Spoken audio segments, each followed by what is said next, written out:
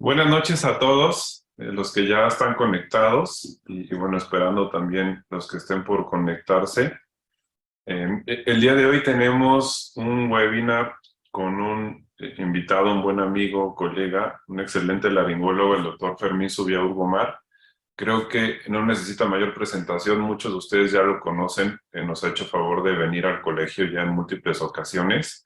Y para quienes no lo conozcan, él es laringólogo, él labora en la Clínica de la Voz de la Ciudad de México, tiene un fellowship en laringología en Portland, Oregon, es profesor de la Escuela de Medicina de la Universidad Panamericana en la Ciudad de México, expresidente y parte del consejo directivo del capítulo mexicano del Voice Foundation y es socio fundador de la Sociedad Mexicana de Laringología y Fonocirugía, así como parte del consejo directivo del Pan American Vocology Association.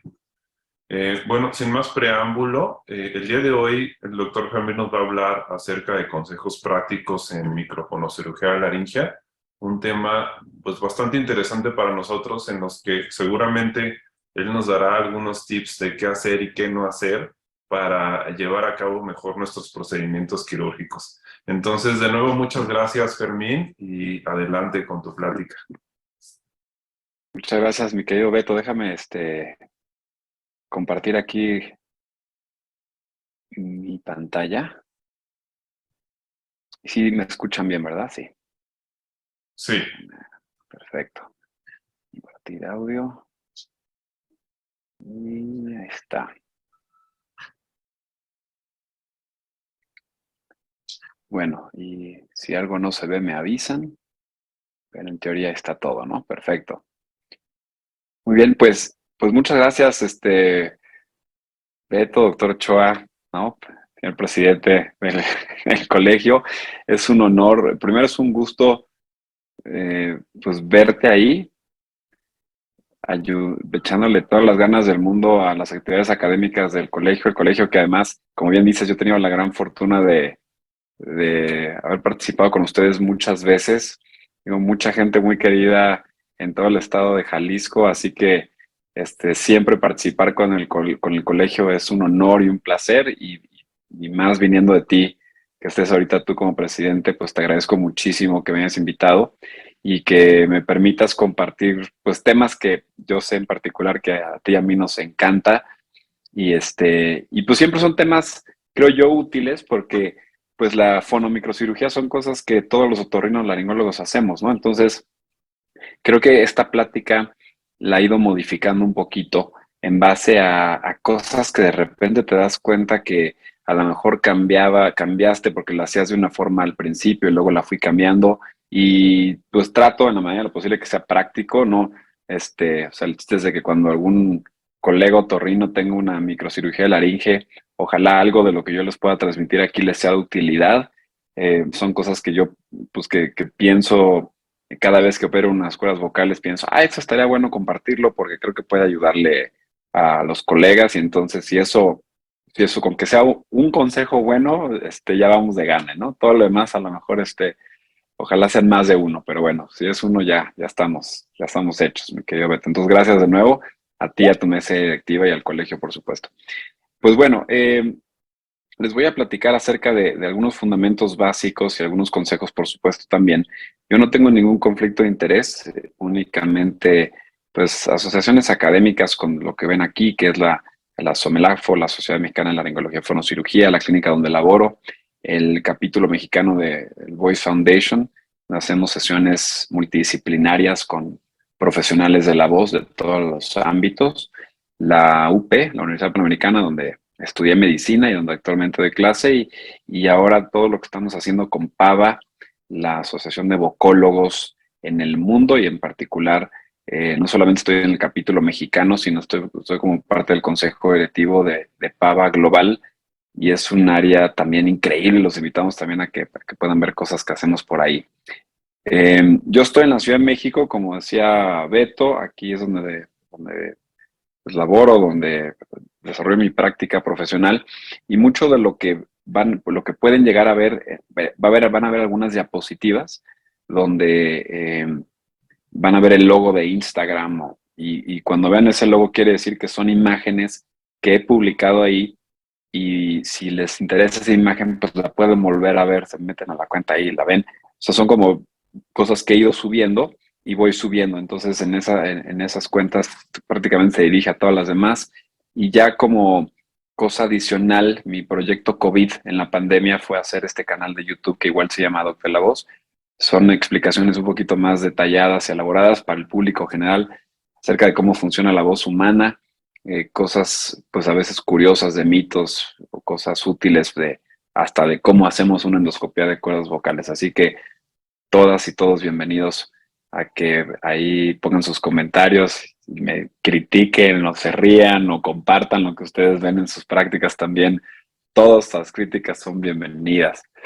Bueno, pues a veces nos gustaría en la microcirugía, en cualquier cirugía, tener nuestro libro o nuestra receta de cocina de qué es lo que vamos a hacer. Y en particular para la fonocirugía de mínima invasión, que ese es en teoría el concepto de la fonocirugía, digamos que el término adecuado es fonomicrocirugía. Entonces no se trata de que yo les repita cosas que pueden ver en libros, se trata a lo mejor de que si tuviéramos un manualito a la mano ahí en quirófano de algunos consejos o conceptos clave que hay que estar pensando, entonces si yo tuviera este librito en quirófano, a lo mejor les iría poniendo todo lo que van a ver a continuación. Eh, la evolución que ha tenido la cirugía de laringe a lo largo de la historia es increíble. Yo llego a coleccionar libros como estos, que algunos me los han regalado, algunos los he conseguido. Y esta foto viene de este libro en particular del doctor George Portman. Miren aquí 1948 y vean cómo hacían procedimientos laringios, o sea, la posición, esta posición ¿no? de olfateo que nosotros hacemos en el consultorio sigue estando vigente para explorar. Y ahí metían laringoscopios, a veces broncoscopios. Digo, este paciente no se ve particularmente enfermo, ¿no? Está todo fuerte, no se ve que tenga mucho problema, pero bueno, igual estaban haciendo algo ahí en la cuerda vocal y esto realmente ha ido evolucionando pues, a pasos agigantados, donde ahora tenemos siempre mucha tecnología. O sea, la laringología se caracteriza por tecnología. Muchos colegas que luego entran al quirófano dicen, ¿qué payasos son ustedes los laringólogos? ¿Para qué tanto show para dos cuerditas? Bueno, las cuerdas vocales requieren este show, requieren tecnología. Ahora ya tenemos la posibilidad de lo que estamos viendo en microscopios, poder tenerlo en pantallas en tercera dimensión y los asistentes a la sala quirúrgica pueden ver lo que está pasando con lentes 3D, en particular con este microscopio Kinevo que es una verdadera maravilla, ¿no? Entonces, realmente esto ha evolucionado muchísimo. Y yo creo, cuando yo pienso en cuáles son las cosas en las que yo pienso cuando voy a operar cuerdas vocales, yo pienso en estos pasos que son para mí la base. Entonces, se las enlisto aquí. Son conceptos, digamos, personales, fundamentados muchas veces por cuestiones científicas demostradas y muchas otras por curvas de aprendizaje personales, ¿no? Entonces, son todos los que ven ahí, relajación y qué tipo de tubo usamos, o sea, con el equipo de anestesia, la posición del paciente, la posición del cirujano, qué tipo de laringoscopios usamos, la técnica ya como tal y los cuidados después de cirugía. Ahora, estos primeros pasos que ustedes ven aquí, los primeros 4 pasos, tienen que ver estrictamente con la exposición de los pliegues vocales. Si nosotros no logramos ver bien las cuerdas vocales, no vamos a poder hacer el siguiente paso, que es la técnica. Podemos tener la técnica muy bien marcada y la hemos aprendido muy bien, pero si no logramos exponer las cuerdas vocales, que a veces acaba siendo el paso más complicado en toda la cirugía, entonces se nos puede complicar todo lo que queremos hacer de ahí en adelante. O sea que vamos a pasar primero a esta parte en cuanto a la exposición y la clave está en la posición. Y esto es algo que ya hemos mencionado y todo el mundo ha mencionado. Beto, tú tienes una plática muy buena también de tips y consejos de fonomicrocirugía. Y esto es algo que siempre platicamos, que aunque parece obvio, es algo que no siempre se hace.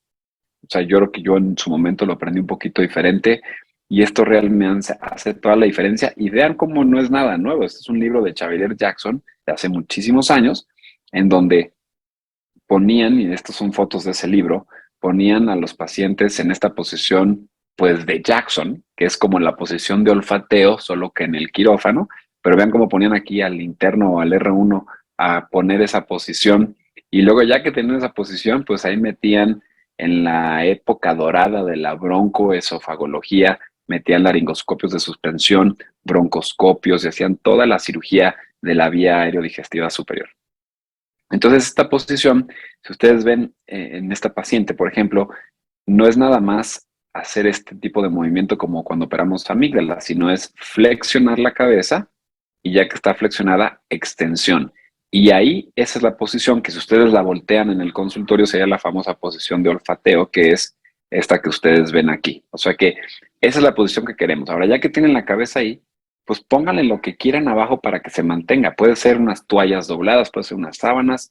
Si el cabezal de la mesa quirúrgica tiene la posibilidad de levantarse, pues levanten solamente el cabezal, no la parte de los hombros. Los hombros se quedan prácticamente planos en la mesa quirúrgica y solo hacemos este movimiento cefálico. La otra cosa importante es qué hacemos con nuestras manos y nuestros codos. Si nosotros necesitamos siempre un apoyo en codos y necesitamos una posición cómoda para que nuestro movimiento prácticamente solo tenga que ser con dedos, a veces muñeca y dedos, y movimiento muy sutil, pero que nuestros brazos siempre estén muy relajados, porque de esta manera nos vamos a cansar menos y vamos a tener más precisión. Ahora, si la silla que usan no tiene estos descansabrazos, que a veces no hay, pues la mesa de mayo, que luego nos la ponen ahí como para poner los laringoscopios, mejor úsenla para apoyar los brazos, porque nos va a ser de mucha más utilidad tenerla para eso. Por supuesto que en la medida de lo posible, una vez que estamos cómodos, tratamos de tener nosotros una posición cómoda también, rectos, cómodos, con la espalda lo más recta posible. Y ya que estamos nosotros cómodos, entonces podemos mover la mesa como queramos, porque la mesa ahí sí tiene todos los rangos de movimiento posibles.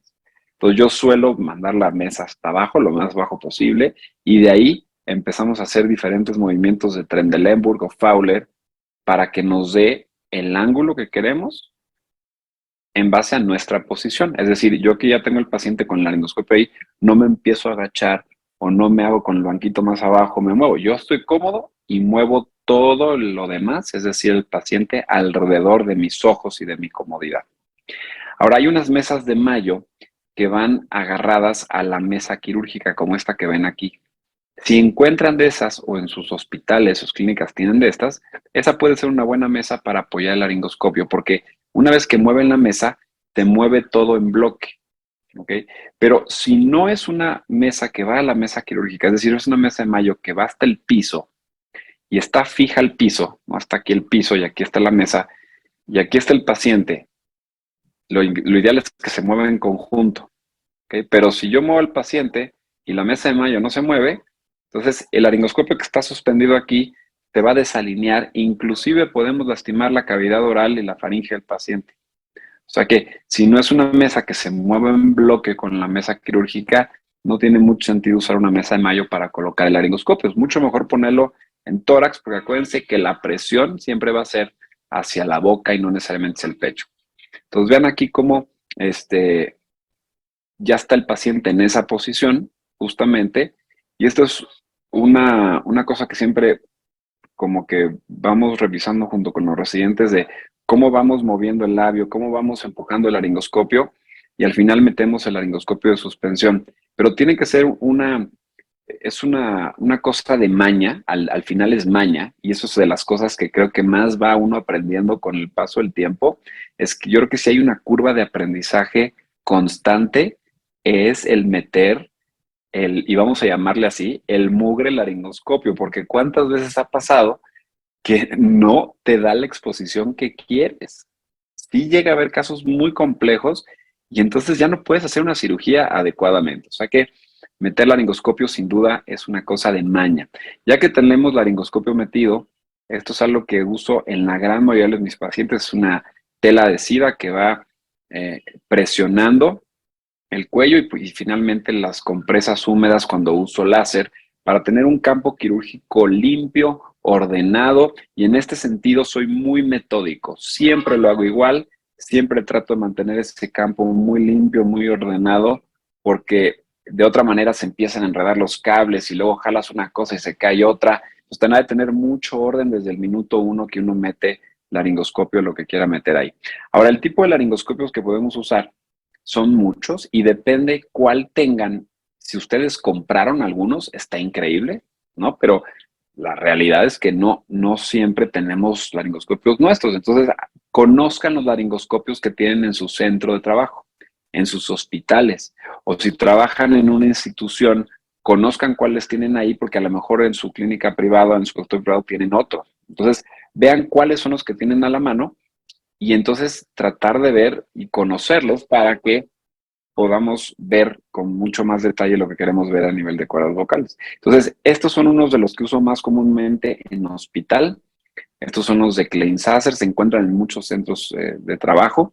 Y aquí la recomendación es usar el más grande posible. ¿Ok? Pero si el más grande posible no nos está dando la visión que queremos, se vale cambiar. Es decir, podemos irnos poco a poquito hacia abajo. Y otra cosa que uno va agarrando de maña es que vas viendo, pues desde que ves la boca y ves la posición del paciente y la lengua, entonces tú ya puedes ir viendo, voy a empezar con este, o voy a empezar con este. Entonces ya vas medio viendo cuál es el que te sirve mejor, pero se vale cambiar. O sea, no pasa nada de repente cambiar de laringoscopio. Este es otro set que uso comúnmente. Este es uno mío personal que me gusta. Y este es de Bouchayer. Es un laringoscopio muy bonito porque tiene esta angulación. Vea cómo tiene aquí como esta parte curva donde entra la cavidad y luego tiene esta angulación hacia arriba, en donde nos ayuda a levantar un poquito la laringe y también ver comisura anterior a veces mejor, no siempre. Viene con la fuente de luz aquí, con la fibra esta integrada para iluminar. Este, y bueno, este es un laringoscopio muy bonito también que me gusta mucho usar. Y otro que es de los sets más viejos que tengo, este es el set de Jackson. Y la base es un poquito diferente, pero a veces no me sirve uno, no me sirve el otro, y a veces acabo recurriendo al de Jackson, que es el más viejito que hay, y a veces es el que me da el ángulo adecuado. O sea que, digo, yo uso estos tres porque soy un obsesivo compulsivo de, de las cosas de la laringe y me gusta y es el área que veo, pero la cuestión es de que creo que con cualquiera se puede trabajar bien, nada más hay que conocerlos bien. Ahora, una vez que ya tenemos todo esto puesto y tenemos los campos y tenemos la compresión aquí con la telita, ¿no? Para que no tengamos que estar empujando, que entre paréntesis, esta tela que pongo aquí es para no tener que estar empujando, ¿no? Le llamo la tela, le llamamos el dedo del residente, pero a veces a pesar de tener esto aquí apretado o con la tela, de todas maneras a veces necesitamos a alguien que nos ayude a apretar, porque a veces la tela no es suficiente para exponer correctamente la laringe. Entonces, una vez que tenemos todo esto listo, el paso que siempre hago es que invariablemente meto endoscopios rígidos. Siempre. Lo hago de rutina con absolutamente todos los casos que tengo, en el hospital o en la clínica de cirugía ambulatoria fuera del hospital donde opero este tipo de cosas. ¿Ok? Y esto es porque necesito primero hacer una buena revisión, una buena exploración, y me gusta usar estos dos endoscopios. De los dos, el que más uso es el de 30 grados. Es el que me gusta porque como que ves a nivel de cancha, como que estás viendo así parejo y ves los ángulos. Por ejemplo, en este carcinoma epidermoide, vean cómo puedo realmente delimitar muy bien de dónde empezó, veo el ventrículo. Y esto es particularmente útil cuando uno no tiene una exposición adecuada, que no logras ver la comisura anterior al 100. Metes tu endoscopio de 30 y vas a ver el ángulo hasta adelante para ver si no te falta resecar algo. Y por supuesto, donde ayuda muchísimo es en papilomatosis laringea también. Ahora, ¿qué es lo que queremos con exposición? Pues tener este tipo de visión, donde podemos ver no solamente la lesión, que es muy obvia, pero podemos ver la vascularidad y podemos ver las lesiones reactivas contralaterales y todos los ángulos de los ventrículos que están ahí. Entonces, ya que tenemos esa parte bien expuesta, que les digo, a veces acaba siendo la parte más complicada y tardada de la cirugía, ya podemos entonces pasar a la técnica como tal de fonomicrocirugía. Y para la técnica de fonomicrocirugía también yo siempre pienso y he ido como pensando en qué es lo que ayuda a que yo tenga una fonomicrocirugía exitosa. Son estos pasos que ven aquí, que son siempre grabo, videograbación, no solamente para que la gente pueda ver lo que estoy haciendo, estemos en el mismo canal en el quirófano, sino para que si yo tengo un resultado que no me gustó o que algo pasó yo pueda regresar a ver el video y aprender de qué pude haber hecho mal para no tener exactamente el resultado que yo esperaba. La otra es siempre exploro y palpo. Uso un instrumento para que sea la extensión de mis dedos. Casi en la mayoría, salvo algunas excepciones que ya les platicaré, infiltro el microcolgajo, que es el famoso microflap. Es básico, es una cosa que hacemos en la gran mayoría de los casos.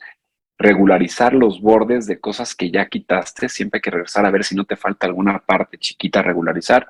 Y siempre al final del día es verificar la integridad de la capa superficial de la lámina propia. Ese es nuestro objetivo final, porque eso es lo que va a garantizar la correcta oscilación y pliabilidad de la cuerda vocal después de una cirugía.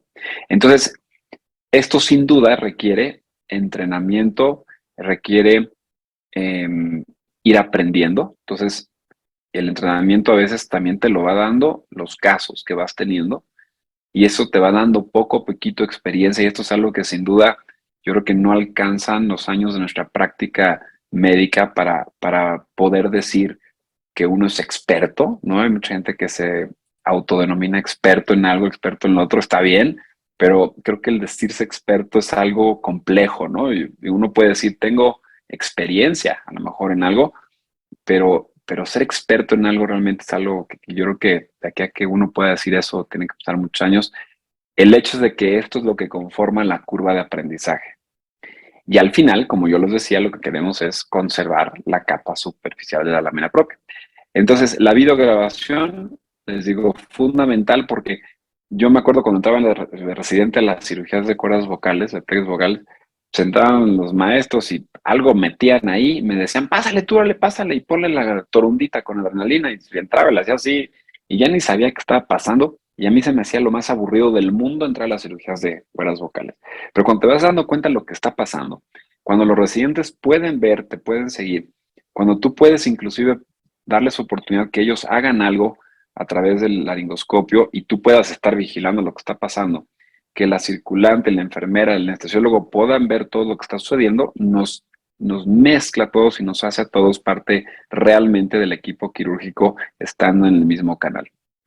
El otro paso que les decía yo a mí me encanta es la infiltración y esto es algo que se puede infiltrar de muchas formas. Yo, después de esto, yo no empecé infiltrando con estas agujas, no tenía, o sea, después de que ahorré para comprarlas, las compré, pero esta es una aguja que es la que uso más, es una aguja de Seytels. Aquí les paso pues la liga es una empresa independiente que hizo estas en base a las especificaciones del doctor Steven Seytels de Boston. Y es una aguja muy bonita porque realmente le puedes poner cualquier tipo de jeringa acá, cualquier líquido, y la punta es muy finita, es la que ven aquí amplificada. Ahora, yo qué hacía antes, y sigo siendo a veces como para enseñar a los residentes que puedes hacerlo diferente, es que tú puedes usar la aguja de Seytels Región 4, que esa es la que todo mundo puede hacer y todo mundo tiene acceso a ella, y esto seguramente ya lo han visto en diferentes pláticas.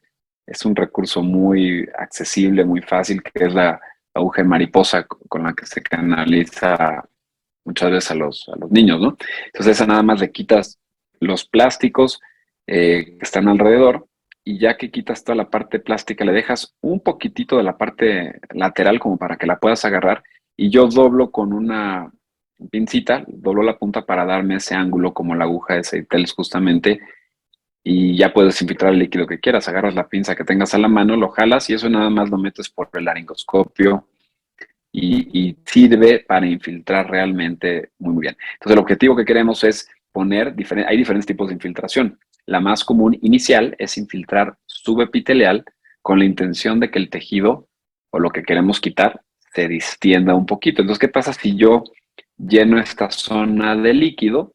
Me da varias ventajas, porque como además le ponemos un poquito de adrenalina diluido en solución salina, entonces esto nos da hidrodisección, nos da vasoconstricción, nos da un margen de seguridad para meter un bisturí o para meter un láser sin lastimar la lámina propia, nos ayuda a hacer diagnósticos de lesiones que sospechemos son superficiales o profundas y nos da integridad de la capa superficial de la lámina propia. Entonces vean aquí como en este caso de papilomatosis laringea, como estoy con la aguja, esta es la aguja de Seytels, vean cómo meto aquí subepitelial Y una vez que logro meter subepitelial, infiltro y van a ver qué bonito se hace la hidrodisección, pero también vean el color, cómo cambia y se hace pálido porque hace vasoconstricción. Ahora, la gran ventaja de una infiltración como estas es que ustedes pueden estar infiltrando a lo largo de la cirugía, porque este líquido se va poco a poquito desapareciendo, se va saliendo. Entonces, pero yo ya sé que si yo meto un bisturí aquí o un láser, voy a tener ese colchón de agua de seguridad para no lastimar las capas de abajo. Entonces, a lo que me refería con el diagnóstico es que si ustedes tienen, por ejemplo, una lesión que pudiera ser sospechosa de malignidad y pudiera estar infiltrada o ya tocando planos más profundos, lo que hace la infiltrada es que te abomba el tejido sano, pero te mantiene pegado el tejido patológico. Por eso es que también nos ayuda como diagnóstico. Ven aquí en este carcinoma epidermoide como infiltro y van a ver que se abomba esta que es la zona sana y se queda pegada la zona patológica. Entonces yo ya sé que la resección va a tener que ser muy probablemente más profunda aquí y menos invasiva en este epitelio que es mucho más superficial. O sea que nos ayuda para hacer diagnóstico también en cuanto a profundidad. El estar infiltrando a lo largo de la cirugía, ¿qué es lo que nos da? Nos da continua vasoconstricción. Nos ayuda a identificar lesiones residuales que a lo mejor se nos quedaron por ahí. Nos mantiene esa como seguridad de mantener íntegra la lámina propia y nos da retroalimentación para saber si, si nos quedó un poquito de tejido o si estoy invadiendo de más. Y finalmente, lo que nos ayuda también es para distender tejidos, especialmente tejidos que pudieran estar de cicatrices previas o lesiones cicatriciales donde está muy adherido, infiltras y a veces logras botar cicatrices también con estas técnicas de infiltración. Entonces vean aquí el ejemplo en un caso de una leucoplaquia que no responde a manejo médico convencional, donde vamos a hacer una biopsia, pero si yo fíjense cómo infiltro y veo que esto se distiende así, pues yo ya sé que esa leucoplaquia es muy superficial. O sea, yo tengo que tener mucho cuidado de no irme muy profundo porque esto es solamente epitelial. Entonces vean aquí cómo hago la incisión. Me gusta mucho usar el bisturí de Oz para estas cosas. Vean cómo voy infiltrando. Y una vez que, perdón, haciendo la incisión, una vez que hago la incisión, agarro el colgajo, el microflap o el microcolgajo con, en este caso con mi mano izquierda, esta pinza que ven ahí, y con la tijera cerrada voy separando las fibras que están adheridas entre el epitelio y la lámina propia. Voy separando esa lámina propia del epitelio. Y una vez que yo ya vi que está completamente separado, yo lo que puedo hacer es ir como regresando la capa epitelial para ver hasta dónde tengo que hacer esa disección. Pues vean cómo sigo jalando las fibras, regreso el colgajo, veo hasta dónde llega, otra vez lo vuelvo a tomar y ya que tengo toda esa parte separada y que sé que es únicamente epitelio porque ya se ve traslúcido, entonces es cuando puedo ya abrir la tijera y hago un corte. El corte tiene que ser muy nítido, muy paralelo al borde natural de la cuerda vocal, para que entonces conforme va subiendo el corte, yo trate de sacar cualquier tipo de biopsia, lo que quiera sacar en un bloque, como ven ahí. Y luego puedo quitar o hacer un microflap más pequeñito de alguna lesión sospechosa contralateral. Esto puede ser igual para lesiones reactivas, ¿no? Por nódulos o pólipos. Entonces, ya que tengo esto, vean, yo me acerco con el endoscopio y prácticamente quité todo este epitelio, pero vean qué parejo quedó. Y yo ya sé que esto va a volver a epitalizar completamente normal, muy parejo, y voy a conservar la oscilación de la cuerda vocal. Entonces, es posible quitar bloques epiteliales a través de estas técnicas de infiltración, microcolgajo y sección fina.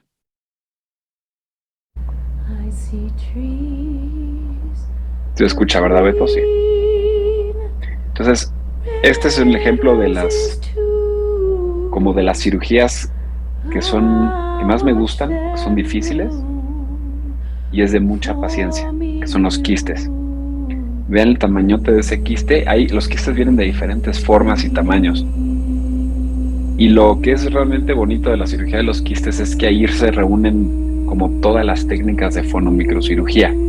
Poquito de infiltración, disección muy fina, corte subepitelial, y regreso de un colgajo epitelial grande, ¿no? Entonces vean En los libros siempre viene todo muy bonito. Ojalá pudiéramos sacar quistes como viene ahí, ¿no? De que le metes a esta y luego sale así la cucharita y casi aquí miren cómo la saca como si fuera un huevito ahí con una pincita muy fácil. Ese no es la realidad. La clave está en el microflap o en el microcolgajo epitelial. Entonces vean esta paciente de 16 años que está empezando clases de canto, tiene un índice de discapacidad de voz cantada alto, entre más alto se acerca al 40, más discapacidad vocal le da. Y la maestra les vio que como que algo estaba raro, algo lo escuchaba y en la estroboscopía había sospecha de un quiste. Entonces, vean cómo voy haciendo aquí primero la incisión. El microcolgajo o microflap para quiste suele ser un poco más lateral. Hay microflaps laterales y microflaps mediales. Entonces vean cómo voy separando, nuevamente voy separando las fibras y vean cómo va apareciendo ahí el quiste abajo, está ahí escondidito abajo del epitelio. Entonces tengo que hacer la disección con mucho cuidado, vean cómo voy separando las fibras. Llega un punto donde sí puedo tomar el quiste, porque la tengo que agarrar de algo, pero no muy fuerte para no deshacerlo. Siempre tiene una inserción posterior, que es la que dice que hay.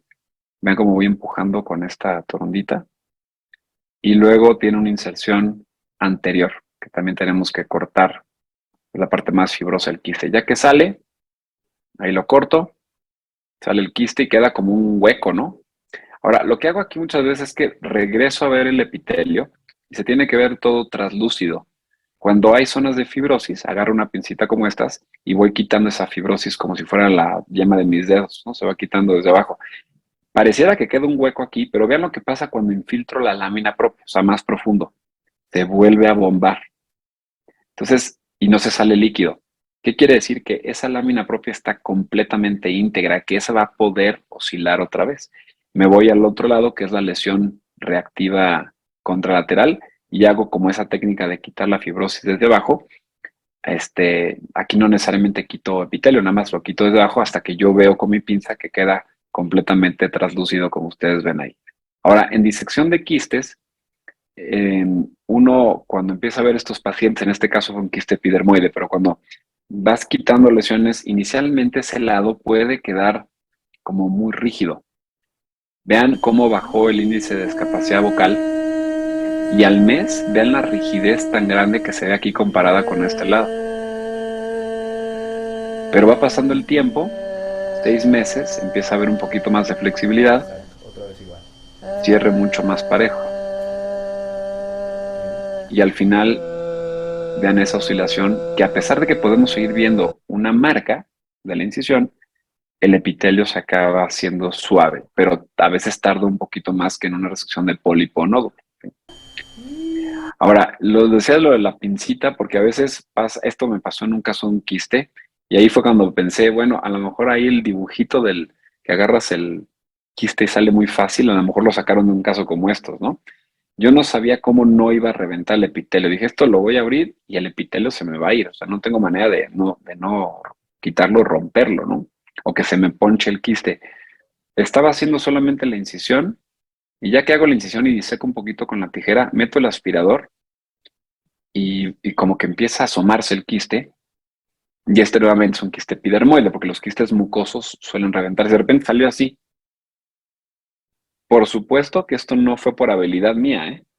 O sea, esto fue completa suerte. Y ahí ya ni sabía qué hacer. Fue la cirugía más rápida, creo que de quiste que he hecho. Ya ni sabía qué hacer. Ven como que estoy haciendo como que hago algo, que es regularizar los bordes, ¿no? Pero realmente eso fue completa suerte. Así que a veces, en ese tipo de casos, en este quiste epidermoide, lo que necesitamos también en cirugías es suerte. Y esa suerte es algo con lo que siempre tenemos que entrar al quirófano mentalizados, eh, pidiéndole o concentrándose o meditando a quien a ustedes les guste meditar o rezar o pedir, este, pídanle siempre suerte a esa persona o a lo que ustedes crean, porque es importante tener la suerte de nuestro lado, ¿ok? Entonces, estos son los quistes y son las cosas que se hacen muy bonitas en cirugía con microcolgados. Ahora, este ejemplo se los quiero poner porque es de los casos en los que normalmente no infiltro, porque el edema de Reinke, como el que ven aquí, es como si ya estuviera infiltrado, está lleno como de un tejido gelatinoso, entonces ya no tiene mucho sentido infiltrar, ya tienes mucha gelatina que te está protegiendo la lámina propia. Aquí lo complejo de los temas de Renke, a veces se opera solo un lado en algunos lugares y en otro tiempo quirúrgico se opera el otro. A mí me gusta operar los dos lados al mismo tiempo, pero tenemos que tener mucho cuidado de conservar la parte epitelial que toca un lado y el otro para no generar una sinequia.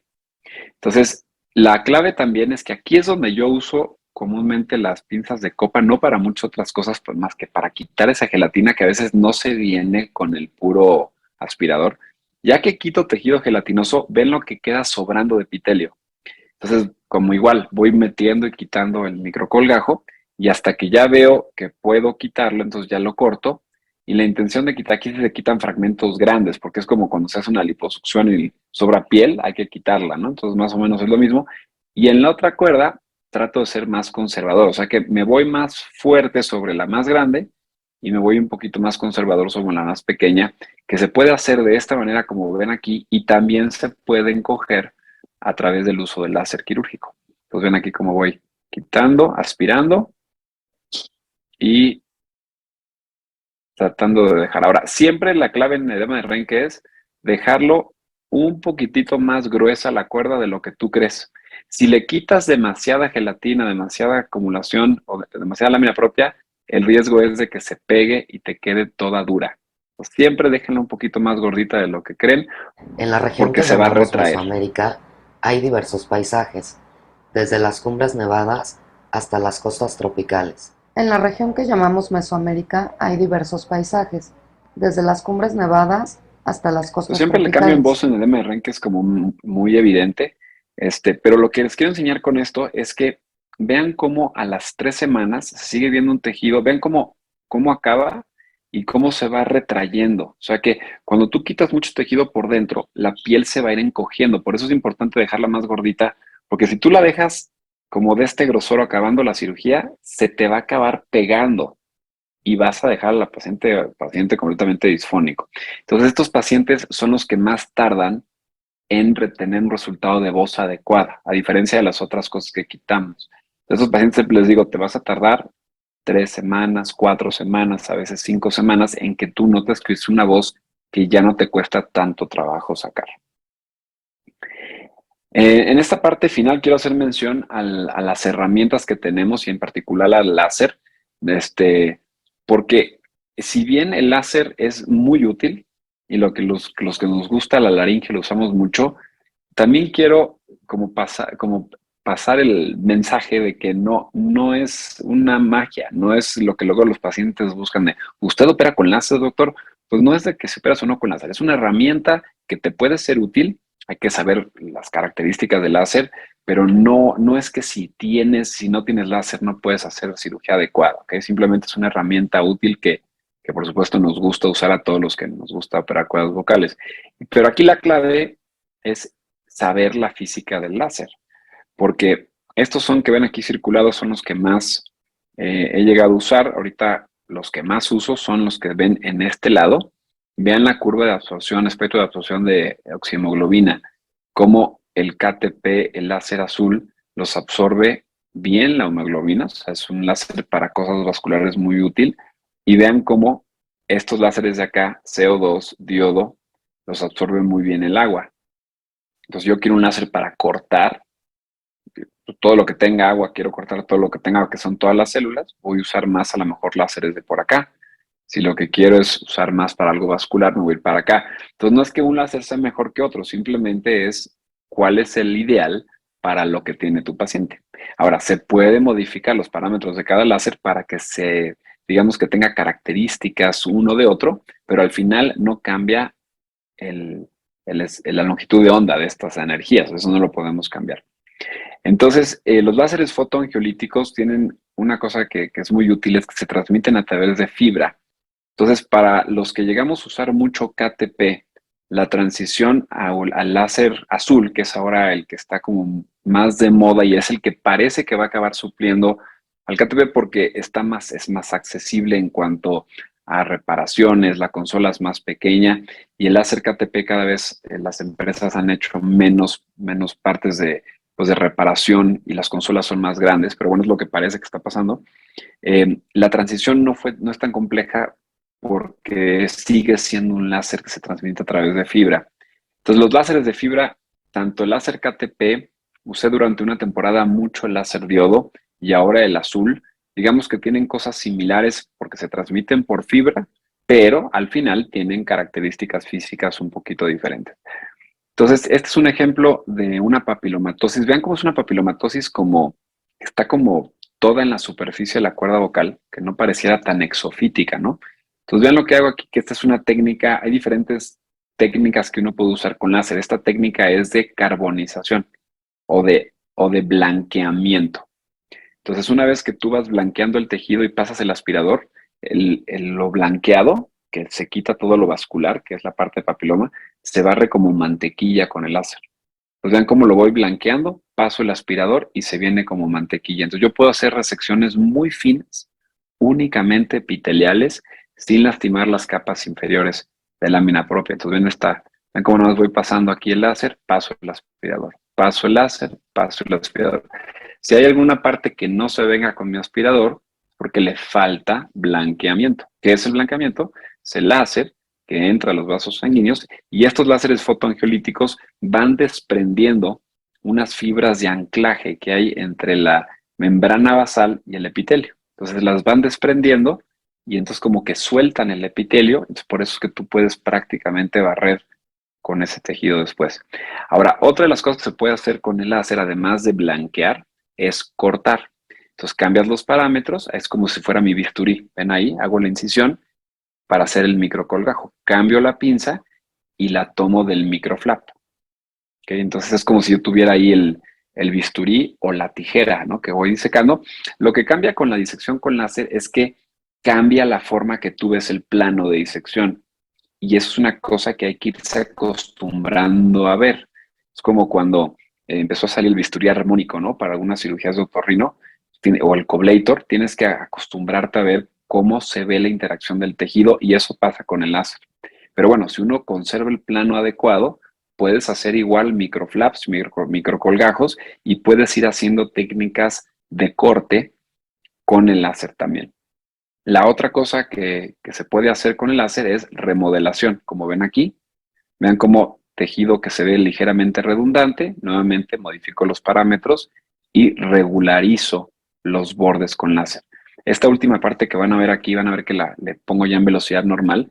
Vean qué bonito se puede remodelar ahí, cambiando el parámetro, pero es justo en la orillita de la fibra, vean cómo voy remodelando ese tejido que queda como ligeramente salido y puedes realmente dejar bordes muy bonitos con remodelación con láser. Entonces ya vimos que puede haber blancamiento, corte, remodelación y también la característica, digamos que básica de estos láseres es que se va sobre los vasos. Esta es como una técnica tradicional de quitar ectasias donde se infiltraba, hacemos una incisión y yo lo que usaba mucho era esta aguja, la misma aguja de infiltración. Vean cómo la meto y rompo el vaso, como que me meto entre el vasito y el epitelio y rompo la ectasia.